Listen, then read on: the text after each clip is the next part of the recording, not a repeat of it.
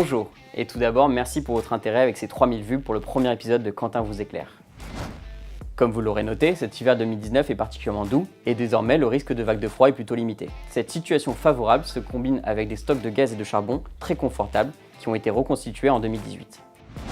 Si le marché de l'énergie est marqué par une tendance baissière, liée à ces conditions climatiques, il l'est également par une contraction de l'activité économique internationale. En effet, les grandes puissances économiques de ce monde connaissent actuellement un net ralentissement de leur croissance, avec en trame de fond le conflit entre les États-Unis et la Chine. Si ce conflit venait à se résoudre durant les mois à venir, cela pourrait contrebalancer l'effet de récession. Pour le marché de l'énergie, cela devrait se traduire en conséquence par une baisse de la demande ainsi qu'une baisse de la consommation.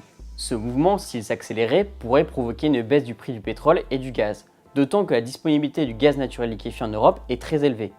Trois facteurs importants sont à prendre en considération pour vos prochains achats d'énergie: l'évolution du baril de pétrole, le Brexit ainsi que la réglementation de l'ARENH. Le premier facteur, l'évolution du prix du baril de pétrole, qui voit son prix augmenter depuis le 1er janvier 2019 suite à la mise en place des réductions de quotas par les pays membres de l'OPEP.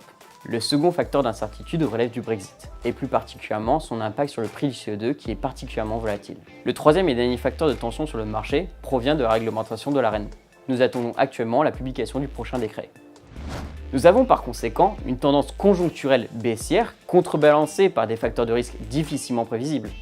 Il existe donc de belles opportunités dans ce contexte de marché paradoxal pour le prix de l'énergie. Vous voulez en savoir plus? Eh bien, nos équipes sont à votre disposition pour plus d'éclairage sur ces sujets, mais également pour vous permettre de prendre les bonnes décisions sur vos prochaines stratégies d'achat d'énergie. Ainsi s'achève ce second numéro de Quentin vous éclaire. Je suis ravi de vous l'avoir présenté. Si vous avez aimé ce format, je vous invite à le liker, le commenter ou bien le partager. Je vous donne rendez-vous fin mai pour un prochain numéro. À bientôt.